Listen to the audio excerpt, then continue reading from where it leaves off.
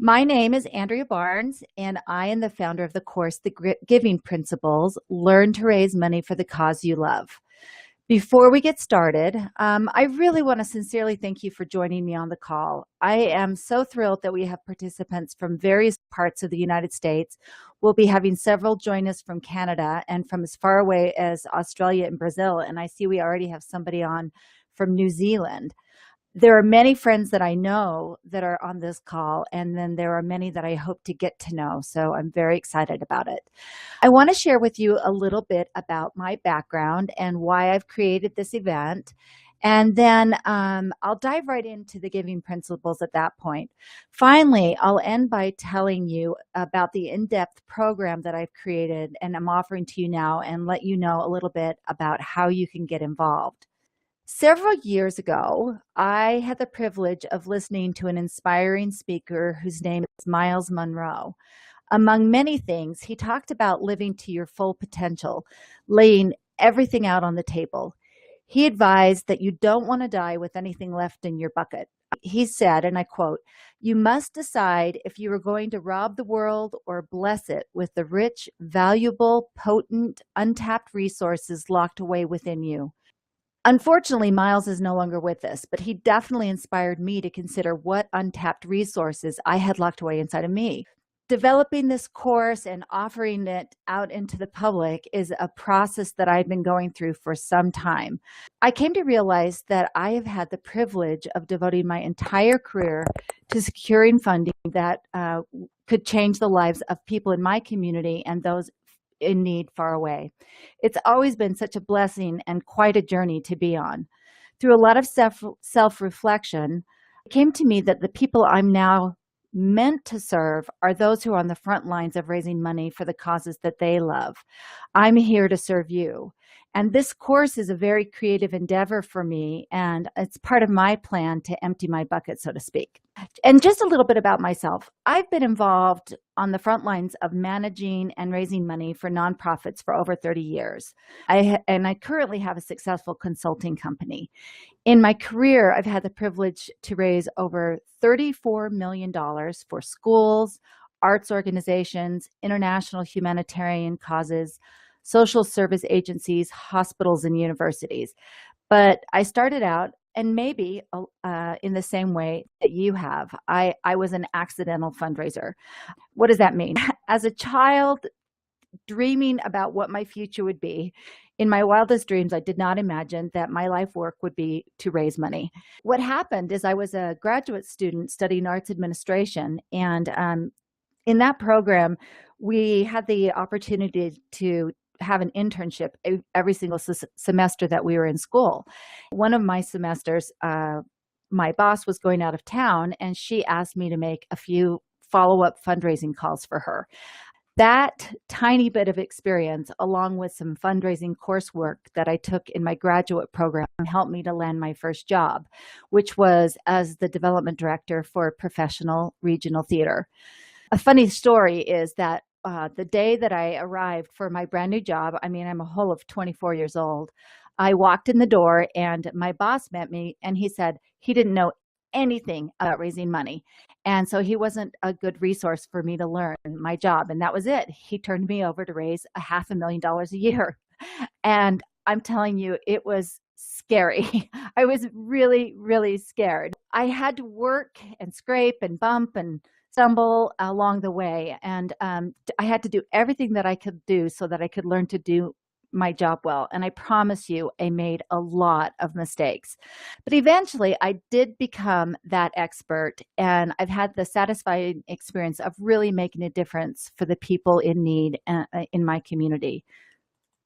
But I'll tell you, quite honestly, looking back on it, that it would have been so much easier if I had been able to have a cohesive, logical way, a pathway that a mentor could provide for me who is holding my hand. And that ultimately is what I hope to do for you in today's webinar and with the course that I'm going to introduce to you later.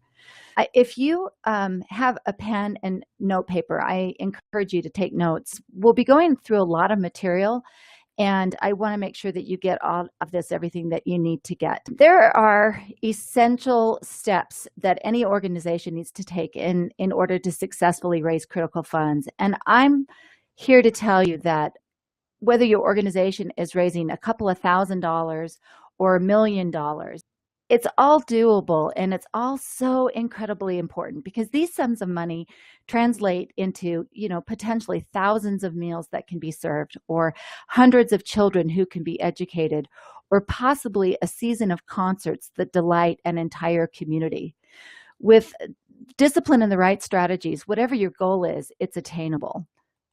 Here's a few things that people need to understand. That one, it's important to note that fundraising is not an accidental process, and it's not a magical process, although magical things can happen when you follow the giving principles that I'm going to outline for you here on the call.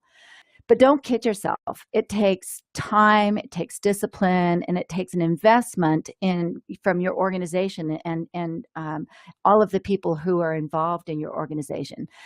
But organizations who embrace the process and then make the commitment to do what it takes will see that there are donors who are interested in joining with them to serve the people who are in need and to propel missions of excellence. I'm really, really excited to take you through some of the very key concepts of the giving principles. So the giving principles: learn to raise money for the cause that you love. We'll jump right into giving principle number 1. Our most important job is to become a skilled storyteller. When we move through our path of trying to engage people into our mission, our goal is to clearly and compellingly share the story of our charity. So the clearer that we are about our charity's mission, our vision, what problems we address, who we serve, and the difference that we make, and then ultimately why it matters in society, the easier it is for our donors to step into their role of helping to make our work possible. In the business, there's a document called the case statement, and every organization needs to develop this. The case statement describes your organization in a compelling and detailed way. All other documents that you need for fundraising, for example, like proposals or brochures or annual giving letters, just to name a few, they can all be derived from the case statement, even your web copy, for example. So as you write your case statement, take stock of who you are as an organization. I would take time to write out why you were founded, how long you've been in service, and then what kinds of things, activities, and services do you provide. Then you need to understand and then be able to describe your value proposition. Why is it that your organization is uniquely qualified to do the work that you do? Discuss whose lives you've changed and in what way. Is the change lasting? Why does it matter in society? And what would happen if your organization didn't do what you do? For example, I know an organization that provides housing and stability for individuals who have mental problems, and their role in society is so important because they can provide this place where people can have safe housing and a place to live, and they have social services and access to counseling, and the community that they live in, there's no other organization that's providing that service. So they know what that role is that they play in society, and they can make a very strong case for that. Then another thing that's critically important are metrics, being able to describe what your results are and being able to quantify that within your case statement. Can you prove your effectiveness? How many people do you serve? How do you measure your success? How do you measure the difference you make in the lives of your clients? These are all things that you're going to want to try to gather data for and analyze and be able to put in your case statement. And then finally, and this is really the craft of this process for your case statement. Now I want you to make me care. Create your story in such a way that I fully understand the problem and so that I can see how your organization makes a difference. And then make it personal. Help me to get to know the people that you serve and what a difference you make in their lives. Help me to grasp the scope of the problem and to understand what part of the problem your organization is tackling. Then finally, tell me why you need the money and make it urgent. I love this way of writing in fundraising copy, and that is to make the donor the hero. What will you be able to do differently if I, the donor, make a gift and that you can't do right now without me? So explain to me how I can make that difference. And then also, just to reassure me or to help me understand that this is an organization that's tackling this point of view from a lot of different angles, tell me who who else is giving so that I know which company I'll be in as I'm making that gift. That is making the case. We'll move on to principle number 2, which I like to call Know Your Roadmap. There's a tool called the gift pyramid that, I mean, almost every nonprofit that I've ever worked with uses. And if they haven't used it, then I really help them to implement that through my consulting practice. And this is a roadmap that helps you identify what you need in order to reach a financial goal. A gift pyramid is based on the Pareto principle, and that is a principle that describes that approximately 80% of your money will come from 20% of your donor base. And likewise, the remaining 20% of your money will come from 80% of your donor base. It doesn't matter in my entire career whether I've known that this Pareto principle is in practice or not. When I've gone back and done the analysis on how giving has come in, it really does come in this way, and sometimes it even comes in 90-10. So it's a very robust way for you to look at the way to organize your work. So, for example, what that tells you to do is that the greatest amount of your personal time and attention needs to be on the 20% of your donors who are most likely to be able to give 80% of your desired fundraising goal. And then the remaining 80% of your donors should be contacted through a more mass contact approach. I also know that some of the people who are on the line today also have sort of a middle ground, and I highly recommend that this is something that every organization should look for, and that is, it's considered a subscription style way of people giving to your organization. So you could do it with a Fund a Child or Fund a Need program, Sponsor a Child, or where you get people to subscribe and give a certain amount of money to your organization every single month. So that might take them from a one-time gift a year of, say, $100 to maybe they're giving you $25 or $35 a month, and that moves them into the $250, even up to $500 a month category. So that one it's definitely more hands-on, it's more personal, but it also helps move people up through this this giving table or this gift pyramid. This is something that's great for people to really implement in their fundraising programs. And so once you have that roadmap, then what you need to do is we'll move on to giving principle number 3, which is called build your pipeline. The success of any fundraising campaign depends on the number of capable potential donors you can identify and cultivate for the ask. In fact, a good rule of thumb is that it takes 3 to 5 prospective donors to receive one gift at each level. So going back to the slide, if you are in this category of, let's just say it's 10 gifts for $10,000. This is for $1 million giving campaign, but yours could be a $10,000 campaign or a $100,000 campaign. And so these numbers would adjust accordingly. So if you need 10 donors at any one giving level, then you need to identify between 30 and 50 individuals who are capable of giving at that level. So how do you begin to identify and develop your list? For some organizations, it might be a little bit more obvious. So like if you're involved in a performing arts group or like a theater or an orchestra, your list might begin with your attendees to your organization. They might be people who just come to your concerts. Or if you're school, it could be the parents of your school or maybe their extended family members. But how do other organizations build their list? Events are a great way for you to get started to bring people into your organization. So they can come as guests of leaders from your board or as friends and family members of the people that you serve. Perhaps you've developed an event that has a broad public appeal. So that's a great way to bring new people in. An example of that might be if you're a health clinic, if you're a charity health clinic and you want to start to identify some new donors, you could host a wellness fair in a local mall.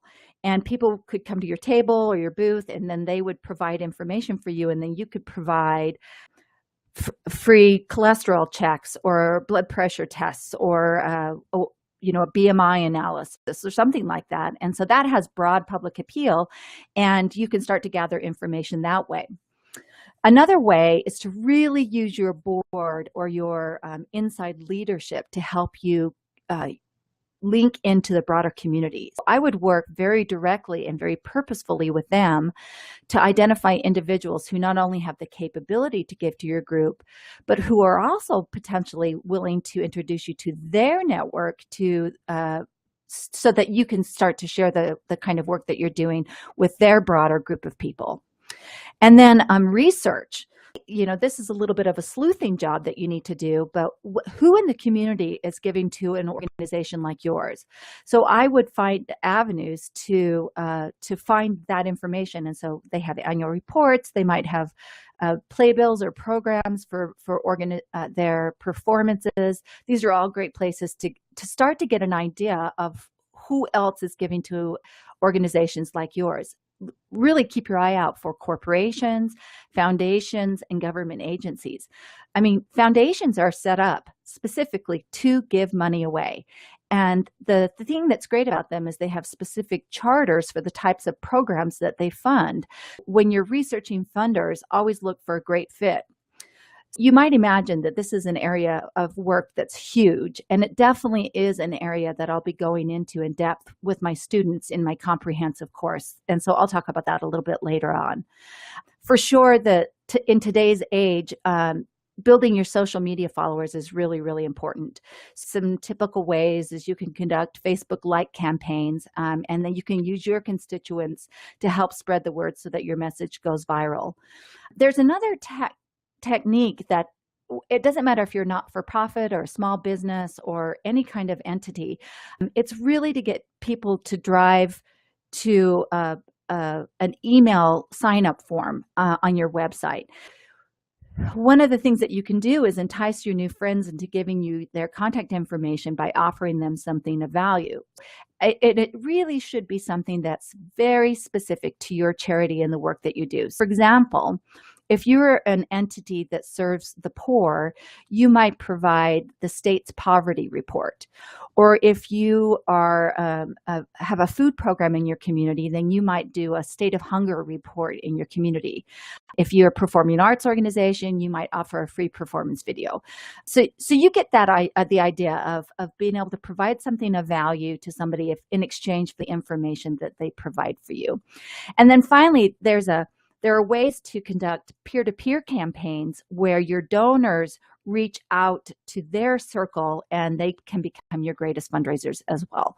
There's a lot of different ways for you to start to build your pipeline. Once people are starting to come into your organization, then it's time for you to begin to develop meaningful and informed relationships. An obvious way to start to do that is to add your new friends to your newsletter list. And so that way they can start to hear about the regular activities of your organization, who you're serving, what kinds of activities you provide or services you provide. And then perhaps you're also talking about people who are giving to your organization so they can start to see what kind of support is being offered to your organization. Another thing that you can do is host public events like concerts or outreach efforts and invite your new friends to attend those. Those could be, for example, you could host open houses or community breakfasts where people can learn in depth about your work.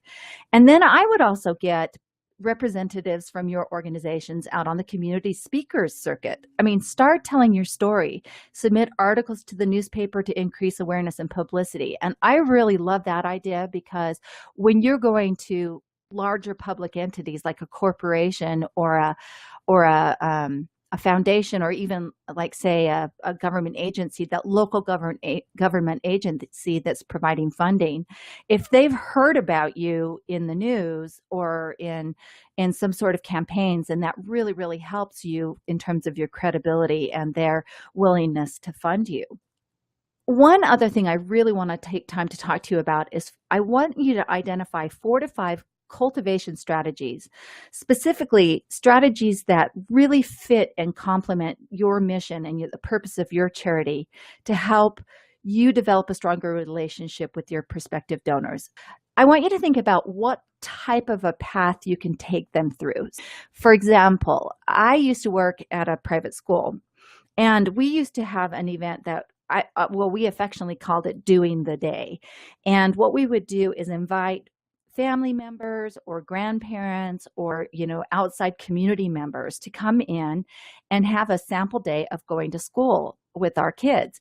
We would create a special schedule for them. So it might be that they would have 20 minutes in the English honors, the 10th grade English honors class, and then maybe 20 minutes in 7th grade biology. And then they would go to an orchestra rehearsal, and then they would have lunch with the kids in the cafeteria, and maybe they would finish their day in the auditorium, where we could help talk about what their experience was and shape what they were seeing and viewing. And it was just a great way for people to understand the value of what was happening in the school.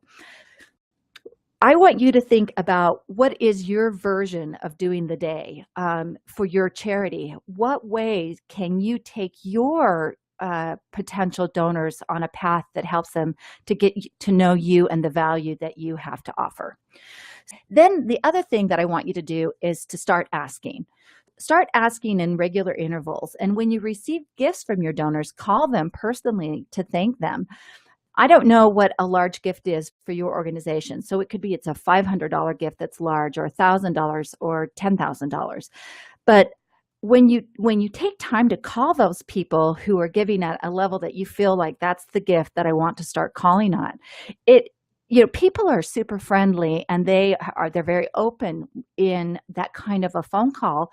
So you can ask them to tell you a little bit about themselves. What's their story? Find out what their passions are. Find out how they got involved with your organization and what prompted them to make the gift. And again, if it's a substantial gift, I would ask to meet them in person so that you can deepen that relationship. This isn't a sexy giving principle, but it's a really, really critical giving principle. And that is creating systems to support your success.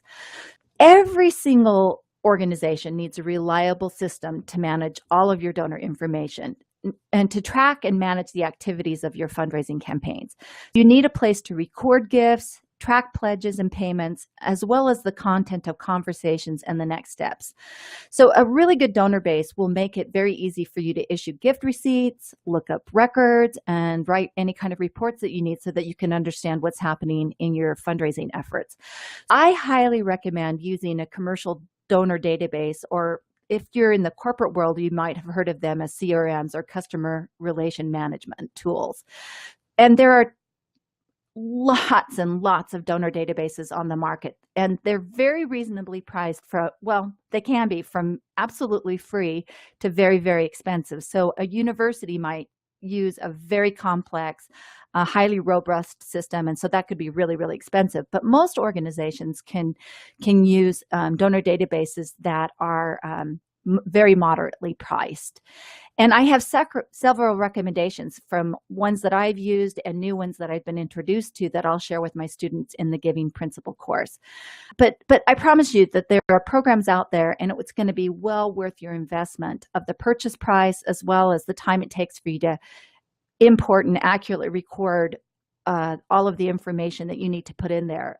And especially, one of the things that's super critical is recording all of your interactions with donors. One of the things that's true is that not everybody can stay forever for an entire career in one location or one job. And so it's really vitally important that whatever is happening with an organization's donor database stays with the donor, the charity. So if people are leaving, then what you want to do is make sure that that institutional intelligence still remains with your organization, and a donor database is really the great place to do it. And also remember, if you put the information in correctly once, it's there and it's correct, and it will always be correct. And so donors really, really appreciate having things like their name spelled right, or when you're doing recognition in your annual report, that the names are listed in the way that they want them to be listed, and that you know how much a donor is given, and that they, if they need that record, you could pull it right up for them. That's where we are with giving principle number 5. Just to go over it again, so we've talked about making the case, knowing your roadmap, building your pipeline, developing relationships, and creating systems. So what we're talking about are really key high-level concepts towards your understanding of the fundraising process. Of course, this is something that I'll dive into very deeply and very detailed in terms of the specifics in the practice when people join me for my Giving Principles course. Giving principle number 6. This is the part where everyone within your organization, whether you're all volunteers or whether you're an institution with multiple people in multiple positions, whether you're raising $10,000 or $1 million, it really does take an investment of time, emotion, and commitment. And here's a huge secret, and that is, it's not one person's job to raise money. It is, in fact, every single person's job within the entire nonprofit agency, from the person who's offering direct services to your clients, to the development staff, to the executive director, to the board of trustees. At the beginning of my introduction, I shared with you that I've raised over $34 million in my career. And I promise you, I did not do this alone. I had the most amazing colleagues who took responsibility, who made asks, who provided leadership, and then the internal resources, you name it. I raised this money because everyone in all of my organizations helped to raise the money. So one of the things that's really great about involving everyone is that every single person has a unique point of view about the needs of your organization and the clientele that you serve. So for example, they can provide you valuable feedback about what needs to be done and why. So if they're on the ground and they're working directly with clients, say they're doing financial credit counseling, or they're doing social services counseling, they have a really particular point of view. And also people in various roles could be the very first person or people who interact with your potential donors. That's why it's so vitally important for everybody to understand the important role that they play in the fundraising process. At the very top, your leadership has to invest the time in thoroughly outlining and explaining the need of within the community. So that's where we talked about the case statement. That's really where it all starts. But then the board and then the executive staff have to understand that they understand all the issues that go into raising money, especially if you're trying to raise a significant amount of money. I mean, there are staff costs and project budgets and time that it takes to manage volunteers. When all of the facts are understood and the leadership makes the decision that they're going to commit to the goal, whatever the goal is, so it could be your annual budget, or it could be, I know that we have had some folks who raise money to provide surgery for injured animals. So a surgery costs a certain amount of money. So everybody understands that, and then everybody said, okay, we get that this is what it's going to take, and we're all going to be engaged in the process, and every one of us is going to step up into playing our own part. Giving principle number 7. In order for most people, and think about your own self, what it would take for you to really step into the full potential of the gift that you're capable of making. They need to be engaged at a very deep level within your organization. For really key people, you want to bring them into your inner circle. And so how can you do that? How can you bring people into a new level of intimacy with your organization? One of the ways that I love to do that is by engaging people at early stages of your project and ask for their advice.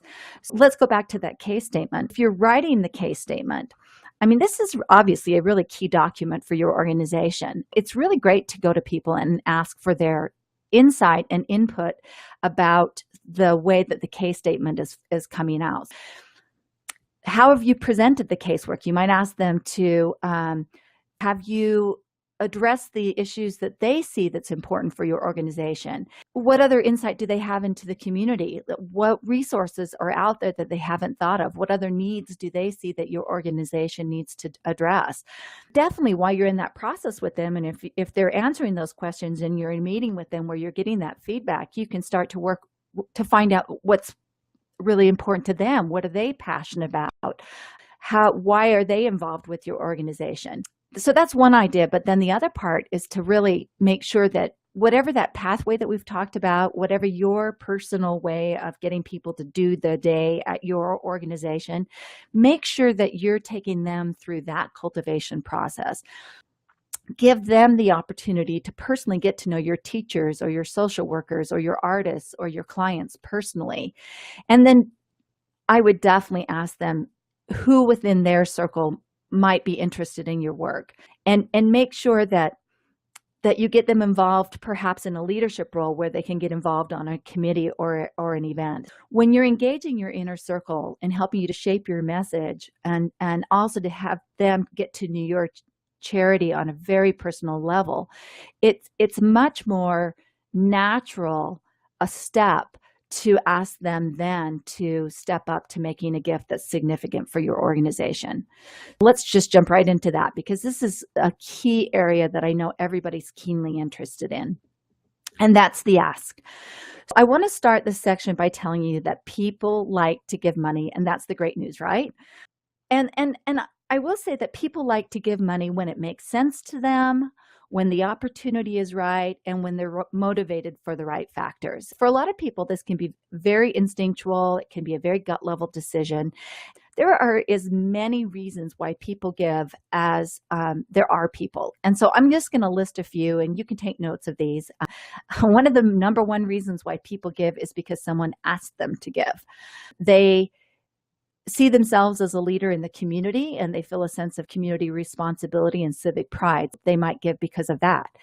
They give because it's the right thing to do. For example, they might not really have Thailand on their radar as a place that they want to give, or even Haiti, but when there were some really serious natural disasters in those areas, they were compelled to give because it was the right thing to do at the time. They also might give because they have the assets and they can make the gift. They have tax considerations. I actually happened to be meeting with a potential donor, and they said to me that their tax advisor told them that they had to give away a very substantial amount of money that year. And it sure made me glad that I was in a situation where I was having a conversation with them, and I could at least have them think about our organization when they were giving money.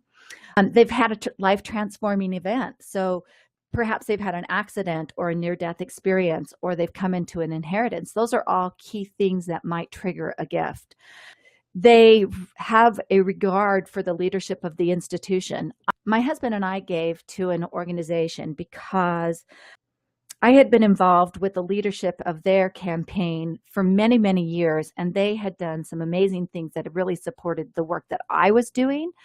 And when I was invited to work on their campaign, I absolutely did. And it was all because I held in such high regard the people who were in leadership. And so that's the reason why my husband and I gave, at that time, the largest gift we'd ever given. So you get some ideas. There's lots and lots of reasons why people would give. And so your role is to open up your message to be able to encompass lots of reasons why people give.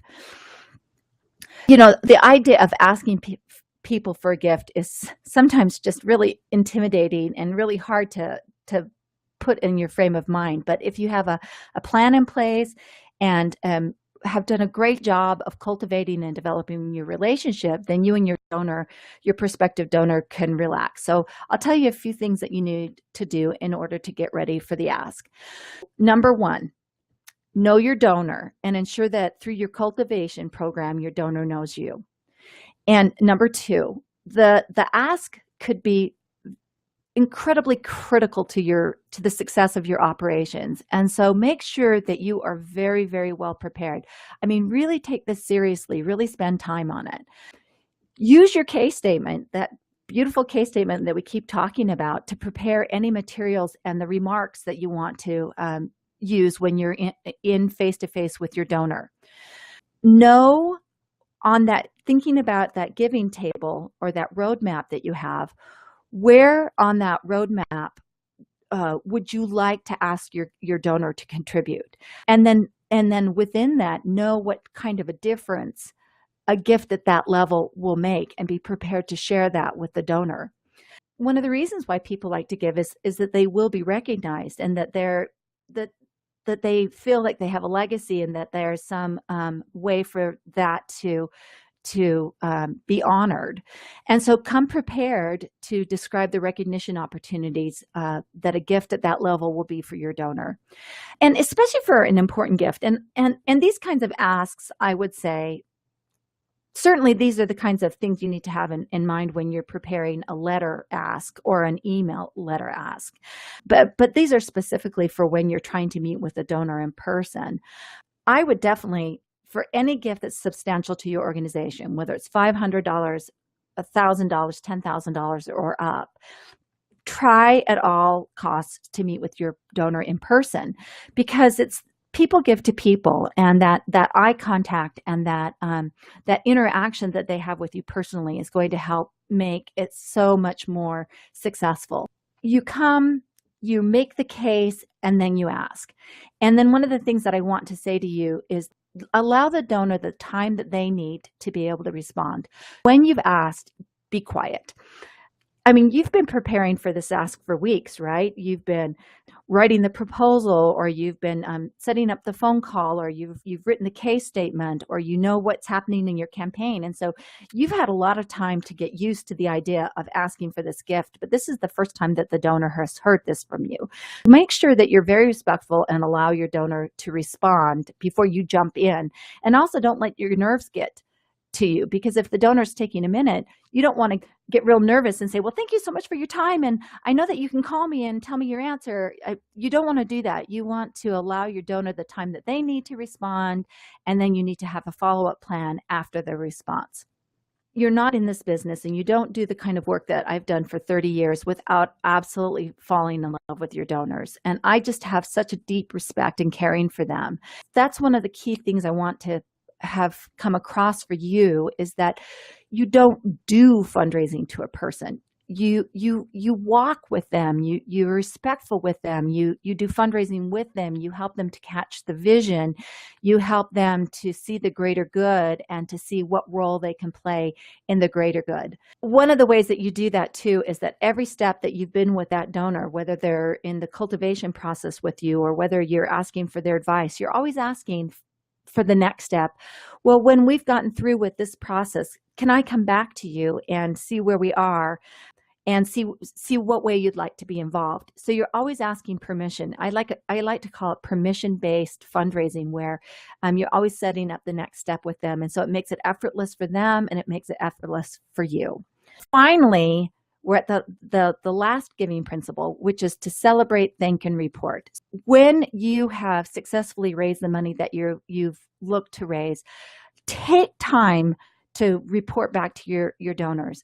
Cultivate that relationship by telling everybody how grateful you are for their work and what you've been able to do because of it. And also, if it's newsworthy, report it to the news, get some publicity for it.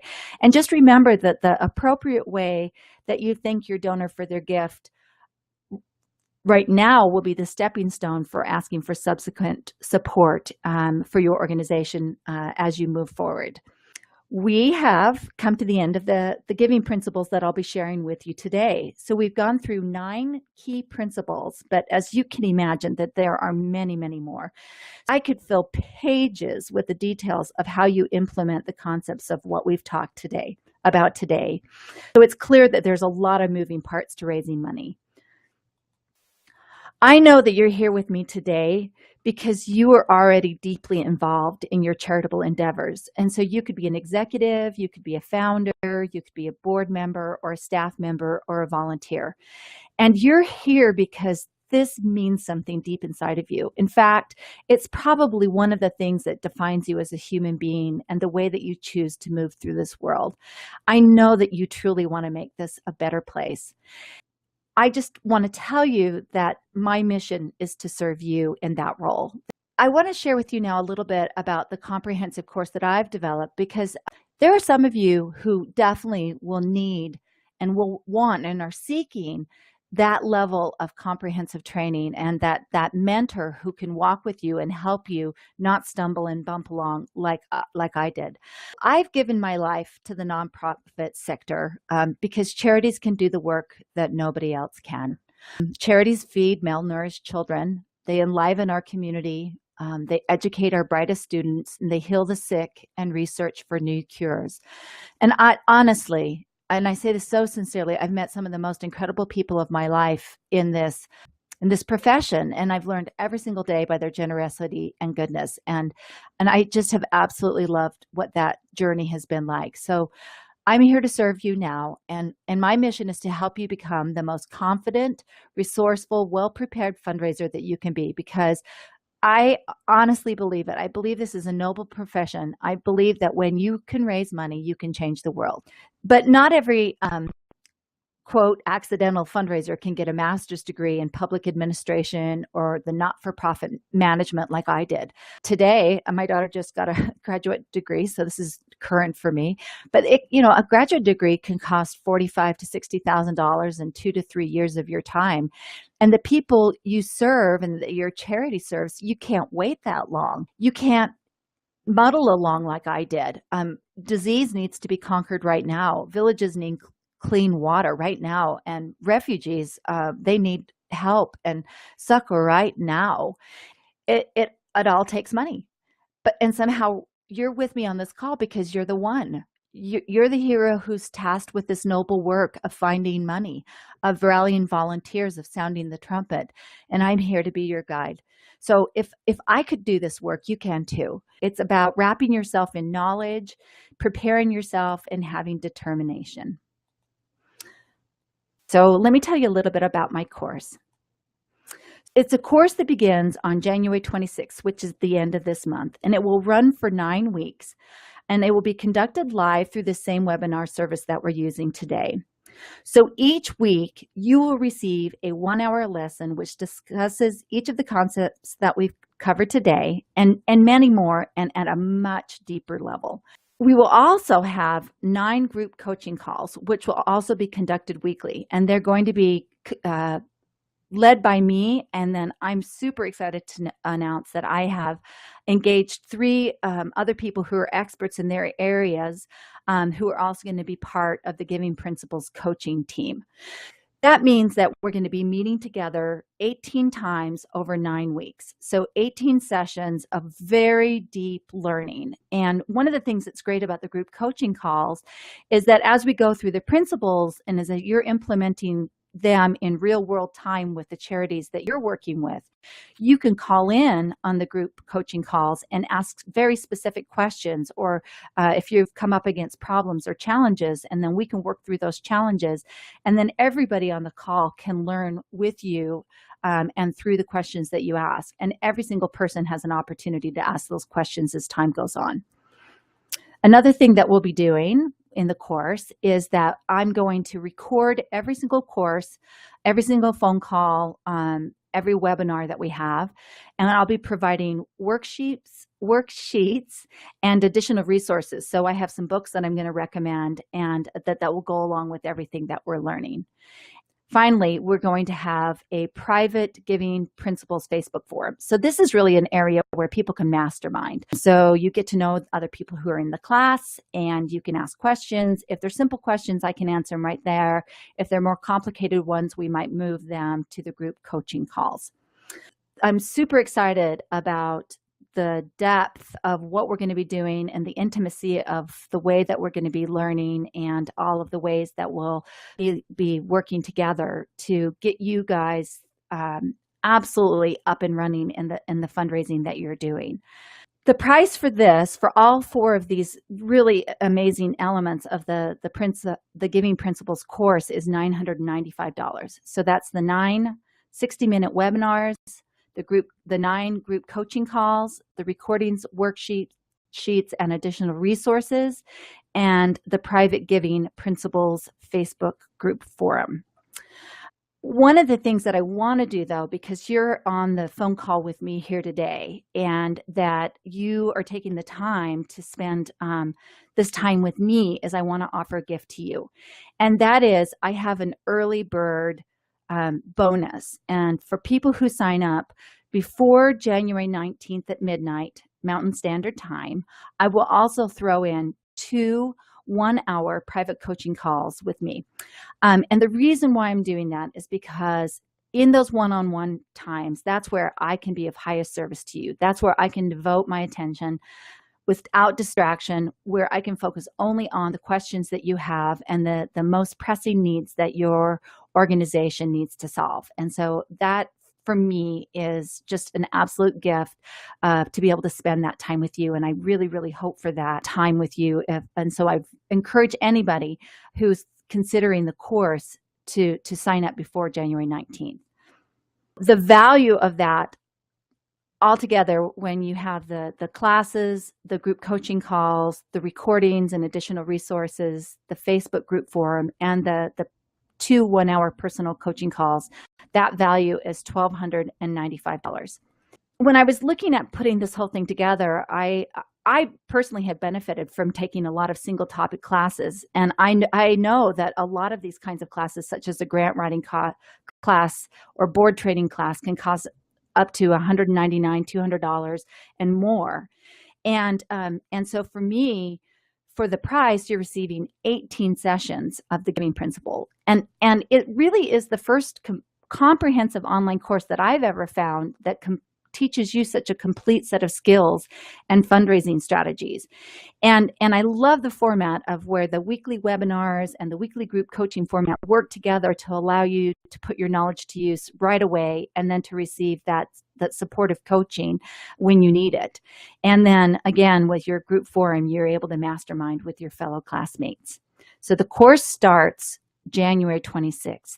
As a bonus and in a way to really make this a great value for you, that if you sign up early, with the value of $1,295, I'm offering the course for $746.25. So it records everything that we've talked about today, and it really is a substantial value for the value of the course that I've offered. So I'm really excited to be able to do that for you, but that really is early bird pricing until January 19th. This course is for you if you are somebody who cares deeply about the people in need and about really changing our communities. If you are willing to dive deep and learn what it takes to become an effective fundraiser. This course is for you if you have people who are relying on you today for life-saving, life-changing services. It's for you if you need to know how to ask, but you don't know how and you're afraid.